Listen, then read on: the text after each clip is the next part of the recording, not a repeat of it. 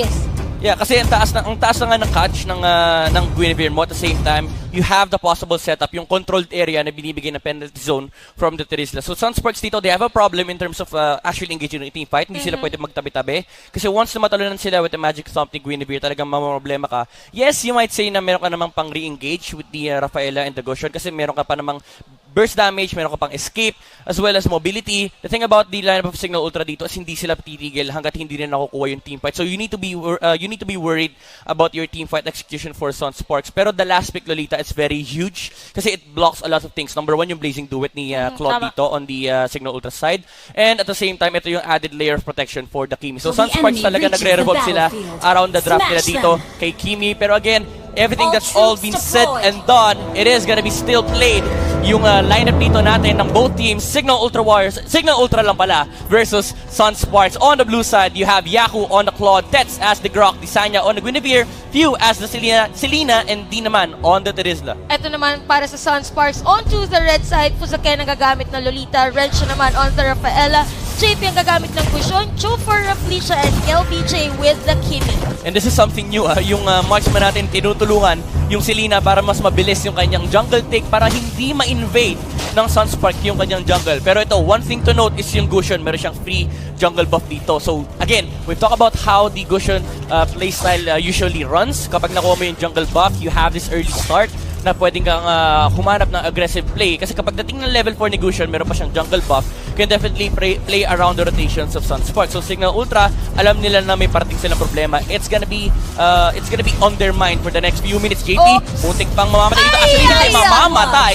And that was the first blood taken here by the Selena. Few, he realizes na iikot yung Gushen once na makuha niya yung jungle buff dun sa kanyang jungle, kukuha kasi ng crab yan. And level 3 pa lang naman. So sabi ni Few, bakit di natin bakbakin? Napakabilis nung first blood doon kung mapapansin natin. Sayang naman for JP knowing na Gushen, gaya na sinasabi natin, kailangan mabigyan talaga ng space on the early part of the game. So Sunsparks here, kailangan mahabol nila yung seconds na namatay dito yung Gushen or JP of the Sunsparks. Sabi ng Cignal Ultra, no, okay lang, sige, bigay mo yung jungle buff. Pwede namang patayin eh. Walang problema. Inabangan lang nila sa crab. Yun, pero ito, may sagot. agad. Yep, ito yung hinahanap mong bawi. On the bottom lane, he was able to take down si Claude. And si Yaku, medyo kailangan niya ingatan yung positioning niya. Kasi as the Gushen, yung chase problem mo against ni Claude, hindi problema. Kapag kumabit na yung sword spike, talagang abot na abot mo. Kahit gaano kalayo. Kahit sobrang taas ng dreams, abot ka ng isang Gushen kapag kumabit na yung sword spike. Tama. So, middle lane naman ako po. Tinamaan pa. Penalty zone pa. Together with Cignal Ultra again. We get a kill for this match. So, 2-1 na ating score. 2 minutes and 19 seconds into our game time. First third of the game. Sinisimula na ng Cignal Ultra for Sunsparks. Medyo delikado for them. Knowing na yung taga-retribution nila or their assassin mage is kakabuhay pa lang or JP of the Sunsparks. So, Turtle, nakuha na dito. That's zoning out. Fuzake, naku po. Tinamaan pa nga. Another kill pa nga for the Cignal Ultra. Ito yung sinasabi ni Kuya Batos kanina. Fuzaken is a really aggressive player. Even if wala yung mga kape niya, sabi niya, sige, tatry kong humanap ng play dito. Pero Cignal Ultra, they were ready na susubukan mag-contest ng Sunspark. And ito malaking bagay ito for Cignal Ultra. 3 kills, yung dalawa doon, it was on the Gushen. So medyo masaya na sila sa kanilang kinalalagyan ngayon. Kasi kahit pa paano mapipigilan nila yung mid-game aggression na pwede manggaling kay JP. Oo, tama. Tsaka kung mapapansin natin, hindi masyadong, pag sinabi kasi natin na may Kimi sa lineup ng isang team, parang pwede natin sabihin na magpo-focus on the turrets. Kaso may kita natin dito for the Sunsparks, hindi pa siya masyadong nagpe-pay off. So, Kel DJ dito just farming together with the Rafaela. And for Cignal Ultra naman, kailangan bantayan din nila to. Kasi pwede magkaroon sila ng team fights kasi hindi nila napapansin na nakakapag-push na ng turrets ang Kimi ng Sunsparks. Yeah, medyo mahirap din kasi for the Kimi to actually, have the continuous push against Cignal Ultra. Kasi kailangan niya ingatan yung information na nakikita niya. Kapag hindi niya nakikita yung Selena at Guinevere, it's really hard to push. Kasi ang taas ng reach ng Cignal Ultra. Ang dali lang i-close nung gap. Pero ito, on the top lane, JP with the aggressive play, hindi tumama yung sword spike, pero napapalibutan pa rin. Si Yaku, Numenor Blast will not hit, pero ito na yung backup net. Ito na one charge. Ito na with the magic bomb! Dito! Disanya! Dalawa agad! Ang kanya napatay for that flash. Talagang saktong-saktong pagkakapasok. Kala natin tinapapa si Few. Nakatama pa dito. Raflesia, tumatakbo. Abot pa rin! Killing spree for Few as well. And ito na nga yung sinasabi natin, the controlled area of Cignal Ultra. Nagdikit-dikit yung Sunsparks. Sinabi Grabe, natin, nagulat ako bawal sa sila pasok gawin yun. Parang sakto talaga para nakita na din sa niya kung saan talaga tatalon. Alam niya, natatamaan niya. And on to the top 10 naman, objectives. Ang gusto dito na Cignal And hindi Ultra. pa tapos, they're invading the jungle of Sunsparks. Sabi nila, kukuha ng buff si JP. Pero actually, nakuha pa rin niya. Tinamaan ng pana. And Fury with aggressive play. Hindi, makakapag-dash out si JP. Haabot pa ba with the arrows? Eto na. Hindi na. Sunsparks, with the Nako po. reinforcements that they have, nahuli nila si Eto na. JP rito. Napakalalim nga for Cignal Ultra. Kita natin na aggressiveness is on their part. Between the first tier turret and the second tier turret, grabe yung pinapakita dito ng Cignal Ultra. Pero for Felicia of the Sunsparks, kung mapapansin nyo, just doing the objectives onto the bottom lane. Since meron silang Cho on their lineup, damage type Cho, ito yung makakapagkulit sa kalaw. For the Terisla, kailangan talaga as much as possible pigilan yan. Second turtle of this game, nakuha ulit ng Cignal Ultra. I think the biggest problem ng Sunsparks dito is that even though there is a Cho na nag-split push na bottom lane, naka-bounty hunter emblem si Rafflesia. So, ang ginagawa na ng Cignal Ultra dito, pinapadala nila si T on the bottom lane kasi ang hirap patayin ng Terizla, lalo pat kulang yung damage output ni Cho at this point. So, Cignal Ultra, hindi sila naman problema in terms of addressing the pressure na binibigay ng Sunsparks, and that's why they're able to make those kinds of plays na hindi nila iniisip kung may makukuhang trade-off yung Sunsparks. Nako po, ang Dragon for Felicia at paniling nahambakan, shutdown, nabigyan na nga ng isa dito si Gisanya, kanina pa nagpakikitang gilas for the Cignal Ultra, pero apat lamang sa apat. Apat ang tinamaan dito, blast the Luminum Blast from the Sunsparks. JP will get the kill, pero meron din sagot, tinan natin damage dito Cignal Ultra.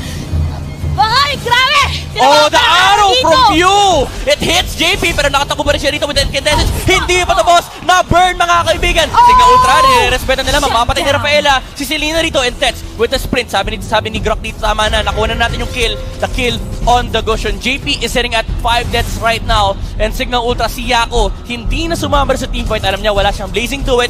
Nonsense kung lalaban pa siya. What he did is push the middle lane. Muntik niya makuha yung turret sa may bandang gitna. Pero kulang pa yung damage at this point. Kapag nagtuloy-tuloy pa to for Cignal Ultra, definitely lamang na lamang sila sa late game. Pero dito comment actually in the performance of Tets. Kung makikita natin 006 after out of the 9 team kills dito ng Cignal Ultra. So zoning out wise for Tets, a very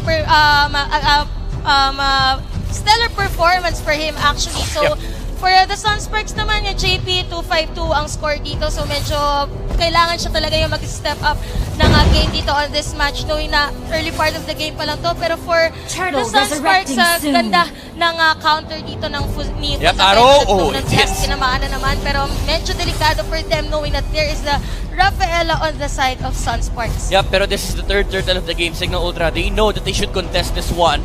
The net worth is exactly on the 19k line, and hindi mo pwedeng ibigay yung lead against Cignal Ultra at this point. So Sunsparks, they really know then as well na kailangan din nila i-contest ito against Cignal Ultra. Pero definitely, the power superiority is on Cignal Ultra side kasi meron silang abyssal trap dito, and Tets is actually zoning out. Sunsparks dito, the arrow will hit, pero masyadong malalim, and that is the Kimi as well. Remember, may Rafaela na pwedeng protekta. Kimi dito, Disanya, nahuli ni Rafaela. That's a nice catch on the Guinevere, and the kill is gonna be on the Kimi. Sunsparks, ito na hinaharap mong lead in terms of teamfight. Pew, mukhang mauuli dito, mapapatay nila yung Selena, and double kill for the Kimi. Ito yung sinasabi natin na yung continuous damage na pwedeng ibigay ng Kimi for the match. Early part of the game, Cignal Ultra pagdating sa teamfights, nakakalamang sila. Pero comment on the Lolita actually for protecting this Kimi of the Sunsparks together with Rafaela. Talagang walang makalapit.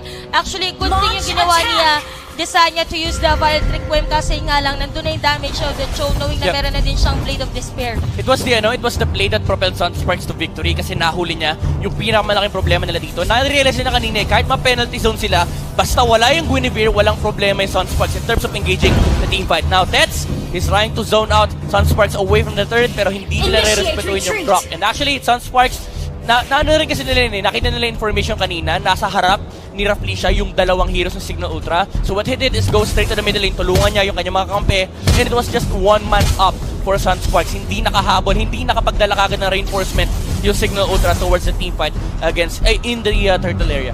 So we could see here for the Teresa naman of Cignal Ultra, meron na nga Athena Shield si D. So D is more on support kasi kilala natin siya na tank support talaga for the Cignal Ultra. So malaking bagay talaga ang kanyang penalty zone. Kaso yun nga lang for the Sunsparks, good thing ang pinapakita dito ni Raflesia, knowing na talagang inuuna niya is the Guinevere or yung pinaka-burst damager for the Cignal Ultra. Nakita niya si Grok dito. So tamang face check lang din for the both things. Nakakakitaan lang din sa mata Fuzaken here on the immortality for his items. Yep. Hindi lalaban sa Sunsparks, medyo malayo pa yung show at the moment. Pero right now, Cignal Ultra, kung makikita mo yung score ni KLVJ on the Kimi 3-0-2. This Kimi is turning to be a problem para sa kanila kasi in terms of team fight, hindi kulang yung damage ng Sunsparks. And kapag natalo sila sa isang engagement, this Kimi will melt the thirds down. Naka-mage killers KLVJ dito. So the amount of pressure on Cignal Ultra is so high right now. Kasi isang team fight lang na matalo sila, binahabaliktad na ng Sunsparks yung game. It used to be the name for the name of the team fight ng Cignal Ultra.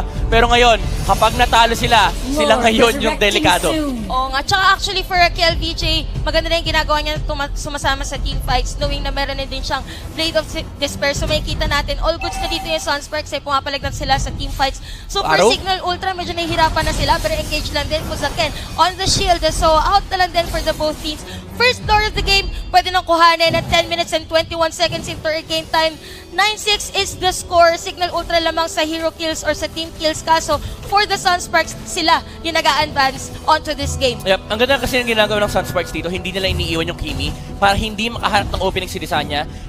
May isang beses lang nakahanap ng magandang jump si Desanya kasi masyadong malalim yung Sunsparks. Pero KLPJ, kanina pa siya nasa likuran nung Rafaela at ni Lolita. He's not giving any opening. He's not giving any opening to Cignal Ultra na matalo na siya nung Guinevere with the Magic Tomb. And si Desanya rito, kanina, na-trigger happy na siya sa kanyang Magic Tomb. Sinubukan niyang abutin yung Sunsparks and may punish na nakakuha si Raflesia. So for the next team fight, kailangan hanapin ng Cignal Ultra yung proper positioning. Maybe go for a surprising play na ikutan mo yung Sunsparks. Pero at the current pace of the game right now, si KLBJ nagiging malaking problema na talaga. Tsaka si Raflesia din, kumbaga yung dapat gawin ng Cignal Ultra, yun yung ginagawa ng Sunsparks sa kanila. So yun yung maging mahirap. Tapos nandito pa, ang pinapantayan ni D is the Cho. So si D, ang laki na crowd control niya. So kailangan siya ng Cignal Ultra for a team fight. So yung nagiging problema, kailangan niya i-defend yung Cho, pero kailangan din niya sa clash.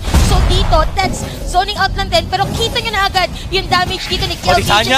Ako po, gets the job on the Goshen. And look at Cignal Ultra melting the heroes on the backline ng Sunsparks with the Blazing Dude from Yaku. Ito to, mapapatay pa yung Rafaela natin. Nakahabulin pa nila yung Kimi. Hindi na, as there's a juicy target on the form of Raflesia. Naiwan with a double kill for few as well. Pero dito for the Cignal Ultra, that's ayaw pa talagang gusto niya talaga pauwiin dito si KLBJ kasi nga kailangan mag-ingat. Top 4. Uy, nagdash Yaku. He wants to go for the punish pero hindi support yung damage na Claude. Was able to take down the Kimi pero mapapatay naman ni Few si KLBJ rito. Pero the last hero on the side of Sunsparks, mapapatay na Cignal Ultra. Take the victory pero at what cost? No? Patay din yung marksman mo, so Yaku. sayang for Cignal Ultra actually. Yes, napatay nila yung Kimi kaso perfect timing na sana yun or opportunity for them to take the Lord kaso nagpaubos pa sila, walang damage dito ang Selena. Hinabol ni JP. Si Few was able to take down the Selena and I think naging error lang ng Cignal Ultra doon is hindi nila pinag-usapan na si Tets sinusubukan niyang i-bait out yung dash from the Kimi and si Yaku medyo late lang with the BMI pero it's still very favorable for them kasi kahit pa paano napigilan nila yung Lord take ng Sunsparks. So dito for the Sunsparks, kita na nila yung damage ng isang Kimi. For Cignal Ultra naman, it would be very difficult for Tets to zone that one out. So for Desanya, kailangan talaga ang magic trump niya is tumama on the Kimi. Yep, round 2 for the Lord. Nahilo na siguro yung Lord kanina. Hindi niya alam kung kanino ba talaga siya susunod. Sunday ngayon. Ito LBJ. Look at the damage. Sunsparks, are they gonna be able to take this one? O mananako ba? Hindi. With the retribution from JP, pero look at the penalty zone from D. Running out of life yung dapat din ng Aniyako dito. Pero sa middle lane, nagkipagpulitan lang din Raflesia. Pero the Lord goes to the side of Sunsparks. Yep, KLVJ rito. Next item is the Ice Queen wand. So kung problema kanina, habulid yung Kimi ngayon, may pang zone out na siya. This lows na manggagaling niya sa item na yan, problema na rin actually ni Tets. Si Grok dito hindi niya na pwedeng i-bait out. Kahit kanina nakita natin, zone out niya pero napatay pa siya. We could see here, Holy Crystal as well. And for Desanya naman, that is also the genius one. While for Dion, the Terizla, that is the wing of Apocalypse. So pwede nang mag-frontliner dito si Dion, that Terizla. Pero Lord is on the top lane ng Cignal Ultra. Gusto na agad pigilan ang pwedeng bit-bit na panganib dito ng Sunsparks. Again, 14 minutes into our game time para hindi na puputol or hindi na papagod ang mga players natin on a clash. Abyssal Arrow pero malayo ang players dito ng Cignal Ultra. So out na lang din. Design out! Nakatalon pa! Hahabulin pa rin siya. Nagpusakin dito, nag-aharap ng opening yung Sunsparks dito. Desanya, medyo delikado dito. Pero Tets, with the save, malilikas niya yung kanyang mage dito. Hinarangan niya yung damage ng Sunsparks dito. Pero napatay ni Raflisha. Solo kill on the Selena. Plus a turret ba? Makakalayo ba? Makakatakbo ba? Desanya naghahabol dito. Vital kayo. Naku po! Turn around! Silipa mga kaibigan! Bumalik ka sa base mo. And Sunsparks dito, they suddenly find themselves in a very comfortable position. 2-man down on the side of Cignal Ultra. Grabe, pinapakita dito ng Sunsparks. Actually, for the show dito, kita natin ang bilis ng kanyang attack speed because of the Windtalker, nakakabuol lang niya. So, aside from the 3 movement coming from the cheat condo, plus the 15% movement speed pa on the Windtalker, kaya sobrang tagal or sobrang Dominant Blast! Habulin. Dominant Blast! It hits on D! Nako, KLBJ on the normal hit lang din pero out since meron ding immortality dito ang players ng Cignal Ultra. Pero that's 2 turrets down on their side. Sunsparks dito, they're sitting at 7,000 gold lead against Cignal Ultra. And if you're gonna look at the items dito ng Sunsparks, almost all of them have the full 12K. set. Grabe yung farm dito din ng Cho. Kung makapansin mo, 12K tas isa 11K. So, good to say for Cignal Ultra na outfarm sila dito ng kalaban nila knowing na ang dami ding space even for the Cho and a genius one as well for KLBJ. So sobrang sakit na Kuya Eddie ng isang Kimi for this match. Pura Felicia, alam niya na ang lakas niya at this point. Naghahanap siya ng pick up dito. Pero Cignal Ultra, they're grouped up as 5. And I really like yung ginawa ni Felicia dito. No? Kung late game pala gusto nyo, sige magbabounty hunter ako. Ma-maximize ko yung gold na makukuha ko from our kills. 3 lang yung kills niya rito, pero it allowed him to have a much better game compared to getting the high and dry emblem. Kasi alam niya at some point hindi na mag-isolate yung Cignal Ultra. Yun yung nagiging playstyle nila. Yes, early game humihiwalay si Yaku, pero kapag lumabas na yung power spec ng Cignal Ultra, lagi sila nag-play as 5. Blade of Heptasis picked up here by Raflisha. So lahat na makikita niya na mag-isa on the side of Cignal Ultra talagang mako-combo, mamamatay during his combination. Tsaka may pantakas factor kasi isang Cho, yung sinasabi natin, mawala man siya sa, ma-nerf man siya or ma-buff, nandun pa rin talaga yung movement speed niya, panglikot sa mapa, panggulo. So kita naman natin ngayon for the Sunsparks, sobrang nag-pay off ang pick for the Cho. Hindi napabayaan actually sa kusina kung makapansin natin. Kaya na sinabi mo, 3-4-2 lang ang KDA dito na Raflisha, pero yung farm, actually siya yung top farmer for the Sunsparks into this match. Yep, magic potion dito para kay KLBJ. Tapos na ba yung huling item na binibili niya? Oo, nakabuo na siya kanina ng Genius 1 niya. So dito for KLBJ, goodsy na talaga. Yep, sabi ni KLBJ to, tararakra ka na, wala nang late game, baka makambak pa tayo. Remember, Cignal Ultra pa rin yung kalaban nila dito, the throned comeback kings of the Mobile Legends Professional League nung Season 2. So if you're Sunsparks, hindi mo pwedeng bigyan na kahit anong space yung Cignal Ultra kasi bubutas na talaga nila. KLBJ, medyo hindi tumatama yung mga first hits niya on the Lord. Pero ito na, nilagay niya na yung daliri niya sa tamang posisyon. Pero ito, Tets, he will give the vision for Cignal Ultra. Tamang information control lang. Pero Sunsparks, once na makita nila yung Grok, they will back off. Kasi yung Grok, ang laki ng stealing Lord capacity. Grabe, phew! Napatay dito. Ito yung sinasabi natin na sobrang napataba sa kusina si Raflisha. Kita nyo, isa sa mga supposedly pang Mac Vision ng Cignal Ultra ang nawala on their side. So 17 minutes. Grabe ang once again, laban natin. the Cho. Dominant Blast! It hits with the flicker! Nasa delikado pwesto. Asan yung penalty zone? Hindi niya mailabas. And mapapatay. Desanya with the jump. Kulang yung damage siya sa Raflisha. Was able to take him down. Penalty zone. Pero patay na yung clock. Wala nang amazing duet. Ng Sunsparks dito with a triple kill coming from Cho.